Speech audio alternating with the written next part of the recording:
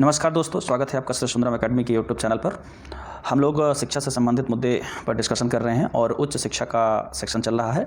तो उच्च शिक्षा के अंतर्गत एक बहुत ही महत्वपूर्ण टॉपिक है राधाकृष्णन आयोग या विश्वविद्यालय शिक्षा आयोग 1948। ठीक है, तो आज का ये टॉपिक विश्वविद्यालय शिक्षा आयोग या राधाकृष्णन आयोग 1948 के ऊपर है। ठीक है, तो आइए हम लोग शुरू करते हैं। सबसे पहले ये देख लेते हैं कि इस टॉपिक के अंतर्गत कौन कौन से सब टॉपिक हम लोग को पढ़ना है, जिसकी हम लोग आज चर्चा करेंगे। ठीक है, तो पहला है इसका इंट्रोडक्शन या परिचय देखेंगे, फिर देखेंगे कि इसकी आवश्यकता क्यों है, और इसके बाद हम लोग देखेंगे कि उद्देश्य इसका क्या है। फिर इसकी प्रमुख सिफारिशों के बारे में देखेंगे। सिफारिशें इसके टोटल 5 भागों में विभाजित हैं, तो उन सारी सिफारिशों को देखेंगे और फिर इसके एक समीक्षात्मक निष्कर्ष की ओर हम लोग बढ़ेंगे। ठीक है, तो आइए शुरू करते हैं राधाकृष्णन आयोग का इंट्रोडक्शन। ठीक है, हमारे साथ आप देखेंगे ऊपर से कि राधाकृष्णन आयोग का जो परिचय है, यहाँ से हम लोग शुरू करते हैं। राधाकृष्णन आयोग या विश्वविद्यालय शिक्षा आयोग भारत सरकार, पहला पॉइंट देखेंगे, भारत सरकार द्वारा 4 नवंबर 1948 को भारतीय विश्वविद्यालयीन शिक्षा की अवस्था पर रिपोर्ट देने के लिए नियुक्त किया गया था। आज़ादी के बाद जब भारत स्वतंत्र हुआ तो हमें ज़रूरत थी अपने मानव संसाधन को उच्चतर दिशा में ले जाने की, वैश्विक स्तर पर डेवलप करने की। ठीक है, इसी संबंध में विश्वविद्यालय की स्थापना हालांकि बहुत पहले से ही हुई है, मतलब बहुत सारे विश्वविद्यालय स्वतंत्रता के पहले भी थे, लेकिन अब हमें एक नए तरीके से विश्वविद्यालय शिक्षा को संचालित करना था। उसी के लिए राधाकृष्णन की अध्यक्षता में 4 नवंबर 1948 को एक समिति या एक आयोग का गठन किया गया। ठीक है, इस आयोग के अध्यक्ष डॉक्टर सर्वपल्ली राधाकृष्णन थे। ठीक है, अतः इसे राधाकृष्णन आयोग भी कहा जाता है। विश्वविद्यालय से संबंधित होने के नाते इसे हम विश्वविद्यालय शिक्षा आयोग का नाम भी देते हैं। क्लियर।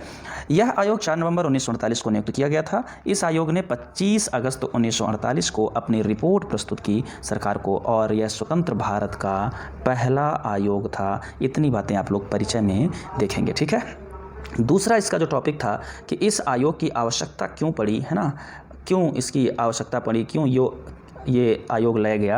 ठीक है, तो इसकी आवश्यकता में एक भूमिका है। 1947 में भारत के आज़ाद होने के बाद इस बात की आवश्यकता अनुभव की गई कि देश के विश्वविद्यालयीन शिक्षा की पुनर्रचना, ये वाला पॉइंट आप पढ़ेंगे, पुनर्रचना की जाए ताकि वह देश की विश्वविद्यालयीन शिक्षा की पुनर्रचना की जाए ताकि वह राष्ट्रीय एवं सांस्कृतिक पुनरुत्थान में सहायक हो, साथ ही वैज्ञानिक, तकनीकी एवं अन्य प्रकार की मानव शक्ति का विकास हो सके। इसलिए एक अच्छे शिक्षा व्यवस्था की हमें ज़रूरत थी। ठीक है, आगे उद्देश्य क्या है, मानव ये जो आयोग था राधाकृष्णन आयोग, इसका क्या लक्ष्य था या किस ऑब्जेक्टिव को लेकर के ये चल रहा था। ठीक है, तो इसके ऑब्जेक्टिव को हम लोग देख लेते हैं।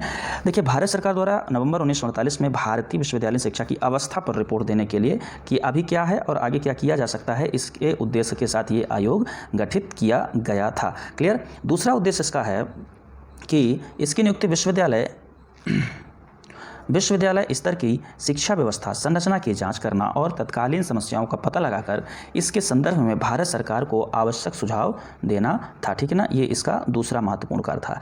इसको जो अवस्था की जांच करना था, जो तत्कालीन व्यवस्था की जांच करना था, समीक्षा करनी थी, उसमें इस प्रकार के कुछ बिंदु रखे गए, जैसे तत्कालीन विश्वविद्यालयों का अध्ययन करना और उनकी समस्याओं का पता लगाना, प्रशासन और वित्त के बारे में सुझाव देना, उच्च शिक्षा के लक्ष्यों को निर्धारित करना, उच्च शिक्षा के विषय में अपनी राय देना और उच्च शिक्षा के शिक्षण स्तर को बढ़ावा देना। इनकी पड़ताल ये कर रहा था शिक्षा आयोग, राधाकृष्णन आयोग। ठीक है, इसके अलावा जो इसमें और बिंदु हैं वो है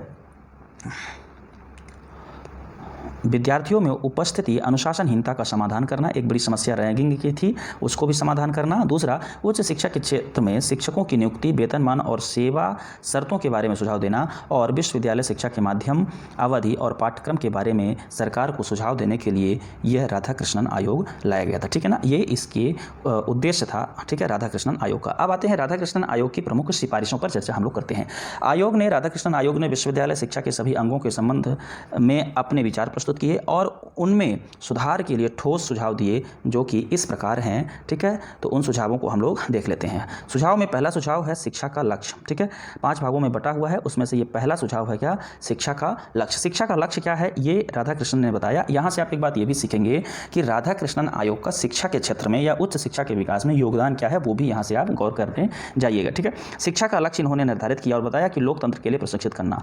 लोकतंत्र भारत के लिए एक नई अवधारणा थी, उपनिवेशी भारत के लिए एक नई अवधारणा थी। अतः हमारी तत्कालीन आवश्यकता थी कि हमारे युवा लोकतंत्र से परिचित हों। इस संदर्भ में राधा कृष्णन जी ने कहा कि लोकतंत्र के लिए हमें सबसे पहले हमारे सिलेबस में, पाठ्यक्रम में ऐसी चीज़ें होनी चाहिए जो हमें डेमोक्रेसी का ज्ञान कराएं। ठीक है, आत्मविश्वास के साथ प्रशिक्षण देना दूसरा इसका काम था। वर्तमान और साथ ही अतीत की समझ विकसित करना। ठीक है, जो वर्तमान में है और जो हमारा अतीत है, जो भारतीय अतीत है, उसकी समझ को विकसित करना है ना, राष्ट्रीय महत्व की चीज़ों को और ऐतिहासिक चीज़ों को, प्राचीन गौरव को भारत की, इन सारी चीज़ों को सिलेबस में रखना शिक्षा का लक्ष्य होगा। व्यावसायिक और पेशेवर शिक्षण प्रदान करना, अर्थात राधा कृष्णन जी ने व्यावसायिक या प्रोफेशनल शिक्षा को भी बढ़ावा देने की बात की।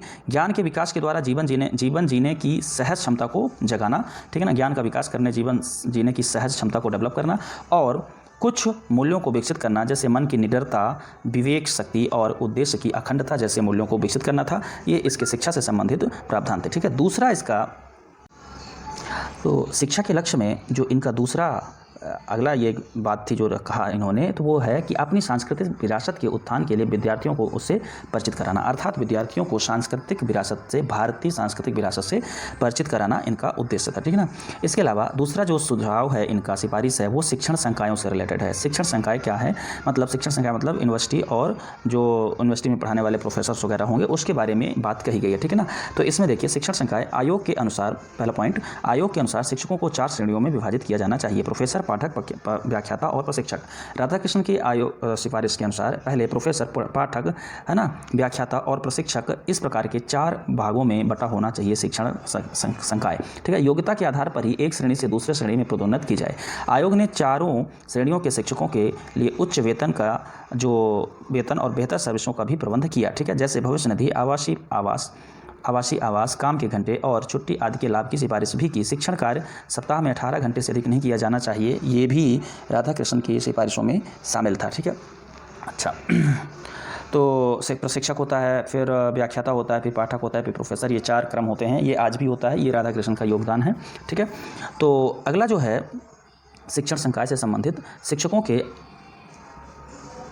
के अध्ययन के लिए एक बार में 1 वर्ष और संपूर्ण सेवा काल में 3 वर्ष का अवकाश दिया जाना। ठीक है ना, ये अवकाश से रिलेटेड, और सेवा अवकाश की उम्र 60 से बढ़ाकर 64 कर दी गई थी इस आयोग के अनुसार। ठीक है, अगला जो है तीसरी इनकी जो सिफारिश है वो शिक्षण स्तर के बारे में है। शिक्षण स्तर के बारे में राधा कृष्णन समिति आयोग का कहना था कि विश्वविद्यालयों में 3000 से अधिक और उनसे संबंधित महाविद्यालयों में 1500 से अधिक विद्यार्थियों की संख्या नहीं होनी चाहिए। अर्थात यूनिवर्सिटी में स्टूडेंट का टोटल नंबर होगा वो 3000 से ज़्यादा नहीं होना चाहिए और महाविद्यालयों में 1500 से ज़्यादा विद्यार्थी नहीं होने चाहिए। दूसरा पॉइंट जो इसमें है वो है विश्वविद्यालयों और महाविद्यालयों में उन्हीं विद्यार्थियों को प्रवेश देना चाहिए जो 12 वर्ष की विद्यालयीन शिक्षा पूरी कर चुके हों। तो 12 वर्ष की विद्यालयीन शिक्षा जो पूरी कर चुके हैं, अर्थात 12वीं के बाद ही कॉलेज लेवल पर महाविद्यालय और यूनिवर्सिटी पर आना चाहिए। अगला जो शिक्षण स्तर को लेकर के इनकी सिफारिश थी वो था कार्य दिवसों की संख्या को लेकर के कहा कि एक साल में 180 मतलब दिन होनी चाहिए। कुल क्लासेस 180 दिन की लगनी चाहिए, मतलब परीक्षा के जो अवकाश हैं, परीक्षा के लिए जो अवकाश दिए जाते हैं उनको छोड़ करके 180 लेक्चर्स होने चाहिए। ठीक है, अच्छा, अध्ययन के किसी भी कोर्स के लिए पाठ्य पुस्तक निर्धारित नहीं की जानी चाहिए।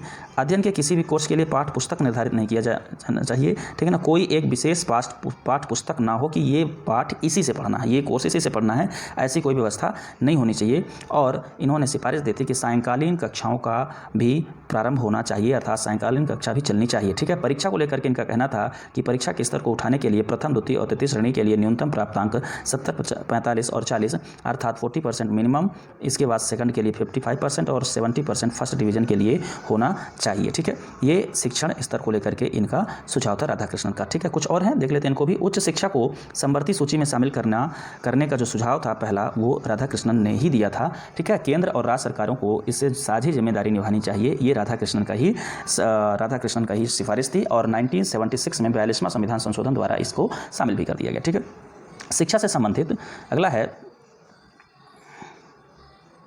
शिक्षा से संबंधित नीतियां बनाने का कार्य केंद्र सरकार का होगा और राज्य सरकार उन नीतियों को अपने राज्यों में लागू करेंगे। ठीक है ना, विश्वविद्यालयों में 1 रुपया लाने और विश्वविद्यालयों को अनुदान प्रदान करने के लिए विश्वविद्यालय अनुदान आयोग की स्थापना की जानी चाहिए। यहाँ एकरूपता लिखा था। ठीक है ना, विश्वविद्यालयों में एकरूपता लाने मतलब विश्वविद्यालय और महाविद्यालयों की एकरूपता के लिए यूजीसी का गठन किया जाना चाहिए और यूजीसी के गठन का जो निर्देश था वो इन्होंने दिया था। ठीक है, अगला जो है विश्वविद्यालय, पाँचवा, विश्वविद्यालय शिक्षा की संरचना और संगठन के बारे में इनका कहना था राधाकृष्णन का कि उच्च शिक्षा के 3 स्तर होने चाहिए, है ना। उच्च शिक्षा 3 स्तरों में आयोजित की जानी चाहिए। पहला, प्रथम 3 वर्ष स्नातक, द्वितीय फिर स्नातकोत्तर और फिर न्यूनतम 2 वर्ष का शोध कार्यक्रम होना चाहिए, ठीक है। तो आज जो हम लोग देखते हैं ग्रेजुएशन, फिर पीजी, फिर शोध, वो राधाकृष्णन समिति के आयोग के सिफारिश के अनुसार पर ही है, ठीक है। उच्च शिक्षा को 3 श्रेणियों में बांटा जाना चाहिए। एक श्रेणी कला का, विज्ञान का और व्यावसायिक व तकनीकी शिक्षा का, ठीक है। कला, विज्ञान, व्यावसायिक और तकनीकी विषयों के लिए विश्वविद्यालयों में अलग अलग विभाग खोले जाने चाहिए। कृषि, वाणिज्य, इंजीनियरिंग, प्रौद्योगिकी, चिकित्सा और शिक्षण प्रशिक्षण के लिए स्वतंत्र संबद्ध कॉलेजों की स्थापना की जानी चाहिए। ये सिफारिश भी राधाकृष्णन आयोग की थी, ठीक है। नेक्स्ट इसमें है व्यावसायिक शिक्षा। व्यावसायिक शिक्षा के संदर्भ में राधाकृष्णन आयोग का कहना था कि विश्वविद्यालय शिक्षा आयोग मतलब व्यावसायिक शिक्षा को 6 भागों में बांटा था इन्होंने, ठीक है। 6 भाग। शिक्षक शिक्षा मतलब जो बीएड और एमएड वाला कोर्स है वो व्यावसायिक शिक्षा के अंतर्गत आता है। एग्रीकल्चर व्यावसायिक शिक्षा के अंतर्गत, वाणिज्यिक शिक्षा व्यावसायिक शिक्षा के अंतर्गत आता है। इंजीनियरिंग और तकनीकी शिक्षा को भी इस आयोग ने व्यावसायिक शिक्षा के अंतर्गत रखा था और चिकित्सा शिक्षा को भी व्यावसायिक शिक्षा के अंतर्गत रखा था, ठीक है। ये राधाकृष्णन आयोग की सिफारिशें। और कानूनी शिक्षा को भी, सॉरी इसमें एक और जोड़ लें, कानूनी शिक्षा को भी रखा था, ठीक है। राधाकृष्णन आयोग की अंतिम सिफारिश थी शिक्षा से संबंधित, उसको हम लोगों ने देखा व्यावसायिक शिक्षा। अब हम लोग इसका अंतिम पॉइंट देखते हैं, समीक्षा। राधाकृष्णन आयोग की समीक्षा करते समय हमें ये बात ध्यान में रखनी चाहिए कि राधाकृष्णन के शिक्षा में योगदान को भी शामिल करेंगे, ठीक है। आज़ादी के बाद भारत सरकार के पास मानव संसाधन विकास के लिए एक अच्छी रणनीति की जरूरत थी। उच्च शिक्षा की दिशा में एक अच्छे प्रयास की जरूरत थी, एक अच्छी नीति की जरूरत थी जो कि भारत के मानव संसाधन को एक सही दिशा दे सके, ठीक है। ऐसी स्थिति में आज़ादी के ठीक बाद राधाकृष्णन की अध्यक्षता में जो विश्वविद्यालय शिक्षा आयोग बनाया गया उसकी सिफारिशें देखकर लगता है कि यह एक समग्र शिक्षा के लिए नीति थी। इसमें सभी प्रकार के उच्च शिक्षा के बिंदुओं, उनकी कठिनाइयों को दूर करने की बात कही गई थी। शिक्षा के क्षेत्र में राधाकृष्णन का यह अमूल्य योगदान है कि उन्होंने उच्च शिक्षा को आज़ादी के ठीक बाद की एक सही दिशा निर्देश दिया, ठीक है। आज़ादी के ठीक बाद ही एक सही दिशा निर्देश दिया। वर्तमान उच्च शिक्षा का जो प्रारूप हम देखते हैं वह राधाकृष्णन की ही देन है। चाहे यूजीसी का गठन हो या विश्वविद्यालय प्रशासन या व्यवसाय शिक्षा प्रबंधन, सब राधाकृष्णन आयोग की सिफारिशों पर ही बनाए गए हैं। राधाकृष्णन आयोग कि ये एक प्रमुख देन है, ठीक है ना। हालांकि राधाकृष्णन आयोग की सभी सिफारिशें अभी तक लागू या व्यवहारिक रूप में संचालित नहीं की जा सकी हैं, जिन्हें पूरा कर शिक्षा में गुणवत्ता और आवश्यक सुधार किए जा सकते हैं। समय के परिवर्तन के साथ आधुनिक तकनीकी जैसे डिजिटल शिक्षा जैसे प्रावधानों को जोड़कर इस आयोग की सिफारिशों को देखा जाना चाहिए, ठीक है। तो आज के लिए इतना ही।